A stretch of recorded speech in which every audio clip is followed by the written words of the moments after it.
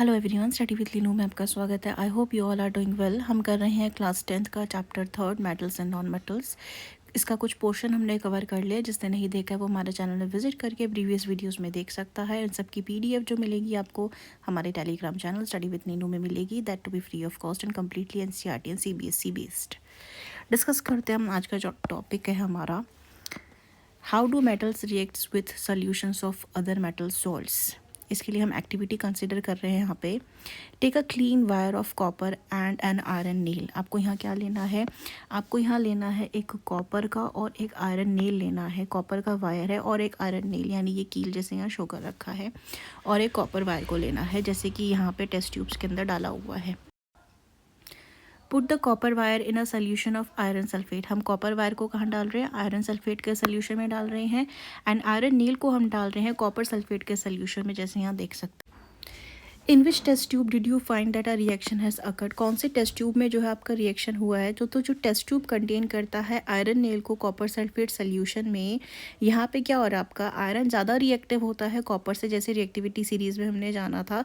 तो यहाँ पे क्या हो रहा है आपका? Displacement reaction is taking place. यहाँ पे क्या हो रहा है? डिस्प्लेसमेंट रिएक्शन हो रहा है। जो आयरन नेल है यहाँ पे इसके ऊपर कोट आ जाता है किसका? रेडिश ब्राउन कॉपर मेटल का, रेडिश ब्राउन, ठीक है। And the blue copper sulphate solution जो होता है वो फेड कर जाता है किसमें? टू पेल ग्रीन कलर के आयरन सल्फेट सोल्यूशन में ये कन्वर्ट हो जाता है। नेक्स्ट आता है, on what basis can you say that the reaction has actually taken place. जो आप कैसे कह सकते हो कि रिएक्शन हो चुकी है? जब हम देखते हैं ना, कलर चेंज हो जाता है सॉल्यूशन का and the deposition of new substance on the iron nail, तो हमें पता चल जाता है कि यहाँ पे क्या हो रहा है आपका? रिएक्शन जो है वो हो चुकी है। कैन यू को relate your observation for the activity 3.9, 3.10 and 3.11 जो आपने करी हुई है? येस, ये एक्टिविटीज़ क्या सब डिमॉन्स्ट्रेट कर रही थी कि जो वेरिंग रिएक्टिविटी है डिफरेंट मेटल्स की उसके बारे में बता रही थी। वहीं हम अगर बात करते हैं यहाँ पे जो हमारी एक्टिविटी 3.12 है जो अभी हम प्रेजेंट कर रहे हैं, यहाँ पे क्या हो रहा है आपका? डिस्प्लेसमेंट रिएक्शन टेक्स प्लेस कर रहा है। और यहाँ पे आपकी जो रिएक्टिविटी होती है मेटल्स की उसके बारे में बताया जा रहा है कि मेटल्स जो मोर रिएक्टिव होते हैं वो दूसरे लेस रिएक्टिव वाले को डिस्प्लेस कर देते हैं यहाँ पे। तो नेम ऑफ द रिएक्शन यहाँ पे क्या हो जाएगा आपका? It will be displacement reaction. Next आता है, रिएक्टिव मेटल्स जो होते हैं डिस्प्लेस करते हैं लेस रिएक्टिव मेटल्स को फ्रॉम कंपाउंड से इन सोल्यूशन या मोल्टन फॉर्म में, जैसे हमने अभी जाना अबव एक्टिविटी से। We have seen in the previous section that कि जो मेटल्स होते हैं सारे आर नॉट इक्वली रिएक्टिव। हाँ, we check the reactivity of various metals with oxygen, water and acids, but all metal do not react with these reagent, so we were not able to put all the metal samples we had collected in decreasing order of the reactivity. Displacement reaction जो आपने पढ़ा था पहले chapter में, वो देता है एक better evidence about the reactivity of metal के बारे में। It is simple and easy. अगर मेटल ए डिस्प्लेस करता है मेटल बी को सोल्यूशन से, तो मेटल बी क्या हो गया आपका? ज़्यादा रिएक्टिव हो गया। ये हमने देखा है। अब आता है हमसे कि विच मेटल, कॉपर या iron is more reactive according to your observation. तो यहाँ पे आपका ज़्यादा रिएक्टिव कौन हो जाएगा रिएक्शन के हिसाब से? अगर हम यहाँ पे देखते हैं तो it will be iron. Iron जो हो जाएगा वो आपका क्या हो जाएगा? मोर रिएक्टिव हो जाएगा इस कॉपर, क्योंकि आयरन यहाँ पे क्या कर ले रहा है? कॉपर को डिस्प्लेस कर ले रहा है। ओके, ठीक है। नेक्स्ट आता है यहाँ पे हमारे पास द रिएक्टिविटी सीरीज़ आती है यहाँ पे। तो रिएक्टिविटी सीरीज़ क्या कहती है? The reactivity series is a list of metals जो अरेंज होते हैं in order of their decreasing activity, मतलब उनकी जो एक्टिविटी है वो डिक्रीज़ हो रही है मेटल्स को, उसके अकॉर्डिंग यहाँ पे सेट किया गया है। After performing the displacement experiment, जैसे प्रीवियस एक्टिविटी में कर रहे थे, फॉलोइंग सीरीज़ जो हुई है यहाँ पे इस्टेब्लिश की गई है, जिसे हम रिएक्टिविटी सीरीज़ बोलते हैं या एक्टिविटी सीरीज़ बोलते हैं। तो ये डिक्रीजिंग ऑर्डर में जा रही है। सबसे पहले आता है मोस्ट रिएक्टिव आते हैं, फिर रिएक्टिविटी डिक्रीज़ करती जा रही है, और लास्ट में आता है आपका कौन? लीस्ट रिएक्टिव आता है। तो सबसे ज़्यादा रिएक्टिविटी की अगर हम बात करते हैं किसकी होती है? पोटेशियम की। फिर आता है sodium, calcium, magnesium, aluminium, zinc, iron, lead, hydrogen, copper, mercury, silver and gold last में आता है आपका। ये टेबल बहुत ज़्यादा इंपॉर्टेंट है, इस करके I am marking it as an star, क्योंकि क्वेश्चंस काफ़ी पूछे जाते हैं यहाँ में से। नेक्स्ट आता है हमारे पास, how do metals and non metals react. ठीक है, तो यहाँ पे क्या बता रहा है हमें? In above activity you saw the reaction of metals with a number of reagents. Why do metal react in this manner? अगर हम रिकॉल करते हैं जो हमने पढ़ा था अबाउट द इलेक्ट्रॉनिक कॉन्फ़िगरेशन के बारे में एलिमेंट्स की क्लास 9th में, हमने ये जाना था कि नोबल गैसेस जो होती है उनके शेल क्या होते हैं, वैलेंस शेल कम्प्लीटली फिल्ड होते हैं, शो करती है little chemical activity. We therefore explain करते हैं कि जो रिएक्टिविटी होती है एलिमेंट्स की as a tendency to attain a completely filled valence shell. हर कोई एलिमेंट क्या चाहता है, अपने वैलेंस शेल को कम्प्लीटली फिल्ड करना चाहता है, तभी तो वो रिएक्शन में पार्टिसिपेट करता है। तो अब हम यहाँ पे देखते हैं electronic configuration of some elements की। टाइप ऑफ एलिमेंट में सबसे पहले आता है हमारे पास नोबल गैसेस। नोबल गैसेस कौन सी हैं हमारे पास, हीलियम, नियॉन, आर्गन है, जिनका एटॉमिक नंबर रिस्पेक्टिवली दिया हुआ है।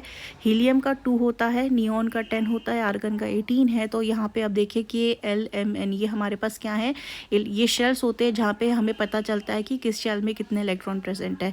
तो हीलियम के पास 2 एटॉमिक नंबर, 2 आपके इलेक्ट्रॉन है, तो ये कहाँ प्रेजेंट है, K शेल में। ऐसे यहाँ पे ना नंबर ऑफ इलेक्ट्रॉन जो होते हैं इस तरफ जाएंगे अब इंक्रीज हो जाते हैं।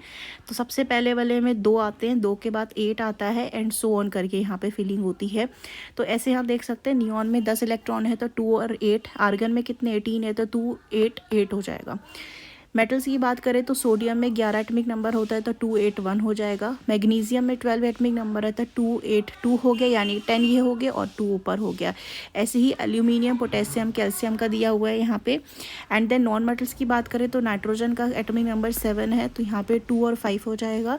यहाँ पे हर कोई क्या चाहता है, अपना इलेक्ट्रॉन जो वैलेंस शेल इलेक्ट्रॉन है उसको कम्प्लीटली फिल करना चाहता है। इस चीज़ को हम ध्यान में रखेंगे। We can see that from table 3.3 की सोडियम एटम के पास एक इलेक्ट्रॉन होता है, जैसे हमने यहाँ देखा आउटर शेल में। If it loses this electron from its M shell, यानी ये इसके एम शेल में प्रेजेंट है ना, अगर ये इसको लूज कर देता है then its L shell now become the outer most shell and has the stable octet. अब यहाँ पे क्या होता है, शेल के वाइज हम देखते हैं ना, सबसे पहले 2 आते हैं मैक्सिमम शेल में के में, फिर एल में मैक्सिमम कितने आते हैं 8 आते हैं, उसके बाद एम में भी आपके 8 आते हैं, लेकिन सोडियम के पास कितना प्रेजेंट है यहाँ पे 1 है। अगर इसको बाहर निकाल देगा तो अब इसके शेल क्या हो जाएगा, कम्प्लीटली फिल्ड हो गया ना यहाँ पे। The nucleus of this atom still has 11 proton but the number of electron has become 10, क्योंकि उसने क्या कर दिया, लूज कर दिया, जिसकी वजह से जो नेट पॉजिटिव चार्ज आ जाता है सोडियम के ऊपर, और रिप्रेजेंट करते हैं हम उसे कैसे, सोडियम कैटायन के नाम से, और लिखते हैं N positive. On the other hand अगर हम क्लोरीन को देखते हैं तो क्लोरीन के पास यहाँ पे क्या है, आपका एम शेल में कितने इलेक्ट्रॉन्स प्रेजेंट है 7। अब इसको कितना चाहिए वैलेंस अपना शेल कंप्लीट करने के लिए, 1 चाहिए ना, तो ये क्या कर लेता है, अपने ऑक्टेट को कंप्लीट करने के लिए 1 इलेक्ट्रॉन को अक्वायर कर लेता है, जो कि कहाँ से मिलता है आपको, लॉस्ट फ्रॉम द सोडियम से मिलता है। अब यहाँ पे क्या हो जाएगा, जब इसने एक्वायर कर लिया तो इसके प्रोटॉन्स तो 17 ही रहेंगे, लेकिन इलेक्ट्रॉन कितने हो गए अब इसके पास 18 हो गए, जिसकी वजह से इसके ऊपर क्या आ जाता है, एक नेगेटिव चार्ज आ जाता है यहाँ पे। तो ये बन जाता है आपका Cl नेगेटिव। यहाँ पे हम देख सकते हैं रिएक्शन दे रखी है हमारे पास, सोडियम कंटेन करता है 281, यहाँ पे इसने लूज़ किया 1 इलेक्ट्रॉन को तो इसका ऑक्टेट कंप्लीट हो गया है, सोडियम कैटायन के फॉर्मेशन में आ गया। वही क्लोरीन कंटेन करता है 287 और इसने 1 इलेक्ट्रॉन सोडियम का दिया हुआ गेन किया तो यहाँ पे Cl नेगेटिव हो गया। अब इसका भी ऑक्टेट क्या हो गया, कम्प्लीटली फिट हो गया और ये बन गया क्लोराइड एनायन। रिएक्शन देखते हैं अगर यहाँ पे हम लुईस इनके सिम्बल्स के फॉर्म में, तो ये सोडियम का 1 इलेक्ट्रॉन जा रहा है क्लोरीन के पास, क्लोरीन के 7 से अब 8 हो गए तो सोडियम पे प्लस आ गया, Cl नेगेटिव आया। ये कैसे रिप्रेजेंट होंगे, लाइक दिस, ठीक है। सोडियम और chloride ion being oppositely charge attract करते हैं एक दूसरे को and are held together by the strong electrostatic force of attraction, ये इनके बीच में होती है। To exist as sodium chloride NaCl जिसे हम बोलते हैं। It should be noted that sodium chloride does not exist as a molecule but ये एग्रीगेट होते हैं अपोजिटली चार्ज आयन के। Let's formation of one more ionic compound, magnesium chloride का भी हम देखते हैं। मैग्नीशियम क्लोराइड का क्या एटॉमिक नंबर होता है आपका 12 होता है, यानी इसके पास कितने इलेक्ट्रॉन प्रेजेंट है 2, 8, 2। अगर ये 2 इलेक्ट्रॉन्स लूज कर देता है तो उसका ऑक्टेट क्या हो जाएगा, कंप्लीट हो जाएगा, और 2 इलेक्ट्रॉन के लूज करने से यहाँ पे क्या हो जाएगा 2 पॉजिटिव हो जाएगा। इसके प्रोटॉन कितने हो जाएंगे, वो तो 12 रहेंगे, लेकिन इलेक्ट्रॉन कितने हो जाएंगे अब इसके 10 हो जाएंगे। अगर इसी की रिएक्शन हम क्लोरीन से कराते हैं फिर से, तो क्लोरीन में क्या प्रेजेंट है 287 है यहाँ पे इसका एटॉमिक नंबर, 1 इलेक्ट्रॉन को ये गेन करेगा यहाँ पे तो Cl नेगेटिव आ जाएगा यहाँ पे इसके पास। अब यहाँ पे देखते हैं मैग्नीशियम के, यहाँ पे क्या है 2 इलेक्ट्रॉन यहाँ पे है और यहाँ पे 2 इलेक्ट्रॉन मैग्नीशियम के, और यहाँ पे Cl कितने लिए हमने 2 Cl लिए, क्योंकि 1 Cl एक ही इलेक्ट्रॉन लेगा ना नेगेटिव। क्लोरीन हमारे पास अब कितने हो जाएंगे, यहाँ पे 2 क्लोरीन हो जाएंगे, तो यहाँ पे इसको हम कैसे लिख सकते हैं MgCl2 हो गया यहाँ पे, ठीक है।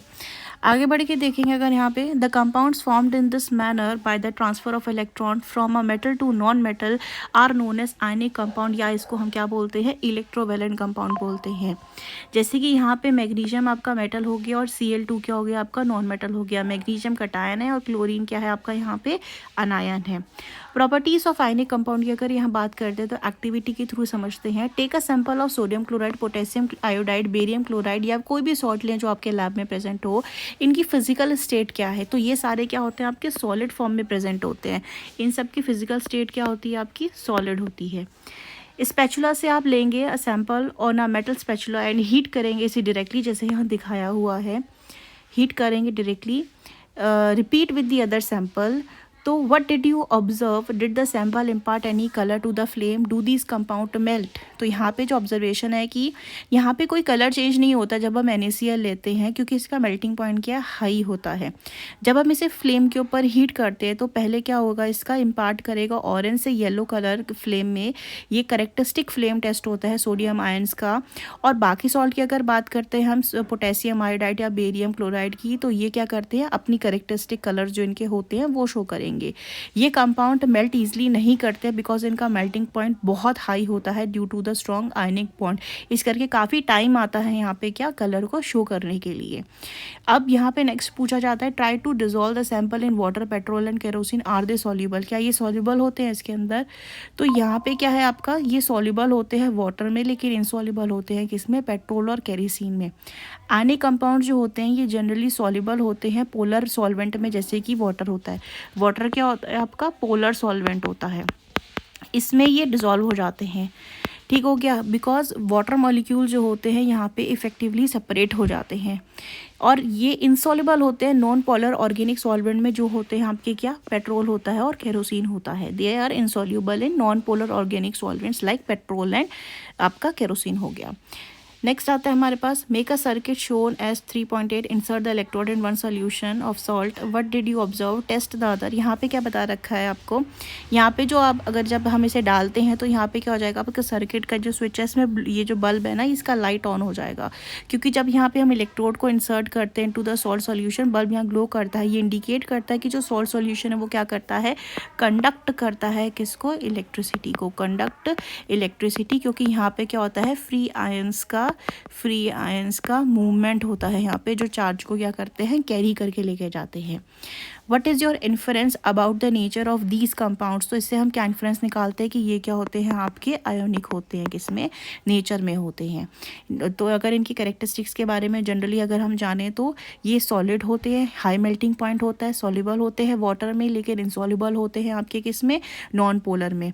कंडक्ट करते हैं इलेक्ट्रिसिटी को एक्वा सोल्यूशन में, क्योंकि यहाँ पे क्या होता है, जो इलेक्ट्रॉन्स होते हैं ये मोबाइल होते हैं नेचर में, इनका मूवमेंट होता है। यहाँ पे बाकी सारे आपके जो सॉल्ट्स दिए गए हैं, आयनिक कंपाउंड दिए गए हैं, यहाँ पे इनका मेल्टिंग पॉइंट और बॉइलिंग पॉइंट दिया हुआ है, आप देख सकते हैं कितना हाई है यहाँ पे। You may have observe the following general properties of ionic compounds. Physical nature की बात करें इनके, तो ये जैसे हमने जाना था सॉलिड होते हैं, समवट हार्ड होते हैं because of the strong force of attraction होते हैं इनके बीच में, पॉजिटिव और नेगेटिव आयंस के वजह से। ये कंपाउंड जनरली ब्रिटल होते हैं, टूट जाते हैं अगर इसमें प्रेशर लगाया जाता है तो। मेल्टिंग बॉइलिंग पॉइंट की बात करें तो आयनिक कंपाउंड्स का हाई मेल्टिंग पॉइंट और बॉइलिंग पॉइंट होता है, जैसे अभी हमने जाना था। This is because a considerable amount of energy require होता है इनको ब्रेक करने के लिए, इनका जो इनके बीच में एक स्ट्रॉन्ग इंटरआयनिक अट्रैक्शन होता है।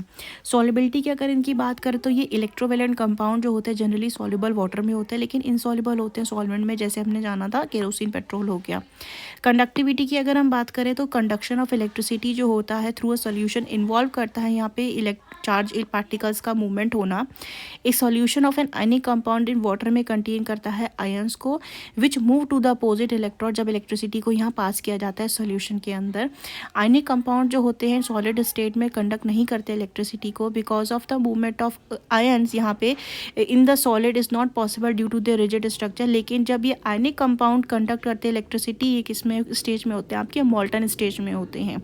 This is the possible in the molten state since electrostatic force of attraction between oppositely charge ion overcome कर जाता है due to the heat, 10 ion या फ्रीली मूव कर सकते हैं। तो ध्यान रखेंगे जो आयंस मूव करते हैं वो आपकी मॉल्टन स्टेट में करते हैं, वैसे ये किसमें आपके जो प्रेजेंट होती हैं ये सॉल्ट आयनिक कंपाउंड ये प्रेजेंट होते हैं सॉलिड स्टेट में, लेकिन मॉल्टन स्टेट में ये क्या करते हैं, इलेक्ट्रिसिटी को कंडक्ट करते हैं।